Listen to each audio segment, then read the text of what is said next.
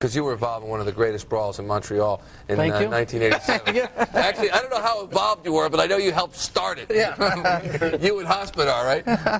What were your recollections of that? It was the conference final. Well, Thanks, Eddie. Yeah, it's all a matter of perspective. Well, he turned the net around, right? Well, that happened here at the Spectrum.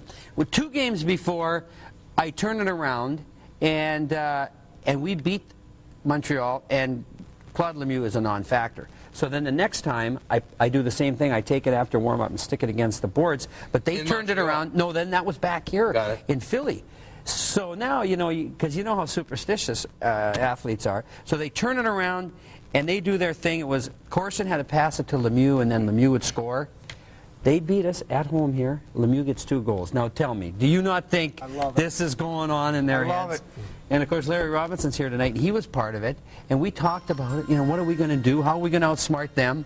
And they, at the end of warm-up, Eddie and I are kind of like the sentries, the guards, But I see Corson and Lemieux going off, and I said, Eddie, they're coming back. I know there's something up. We just better hang here on the ice. The problem was we went over across the ice by our bench and didn't stand in front of the goal. So when they looked out the door, they had their lookout man look out the door. They thought the net was open. So then there was, 2 groups charging for the net. And I think I mentioned it before, but when I finally got to Ed and he had Lemieux down there, and I said, Eddie, what are you doing? And Claude Lemieux says, yeah, Eddie, what are you doing? And Eddie says, yeah, what are we doing? This is ridiculous. You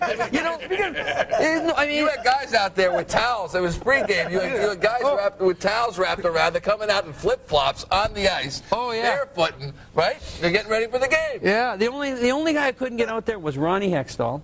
And after the brawl, I went in and I said, Hexy, what you like? His eyes were red. He was like worn out. And I said, "What's wrong with you?" Oh, he says, "Mike Keenan had the guards push me back in, and then they had this scissor door, and they locked him in there, and he was like, he was in a cage, and he couldn't get out." And then I went over and I looked at Donnie Knockbauer, and I don't know how many guys would remember Donnie Knockbauer. He was a tough guy. 43. And Donnie's nose was like this, right? And he's sitting there, and I'm thinking, "Oh, that must be painful. I mean, the physical pain must be incredible." He just looked so distraught. And I said, "What's wrong, Donnie?" I said, "Did somebody sucker you?"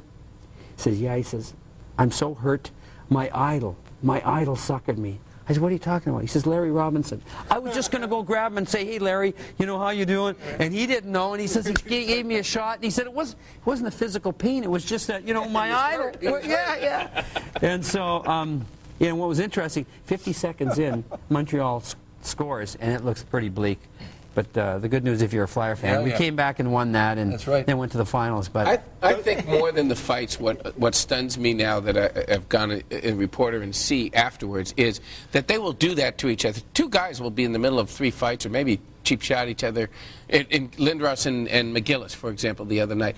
And the game is over, and they're like talking to each other like about their lives, and I mean, it's like it's also part of it. But when they're on the ice, you look like if they had like a weapon with them, they'd be.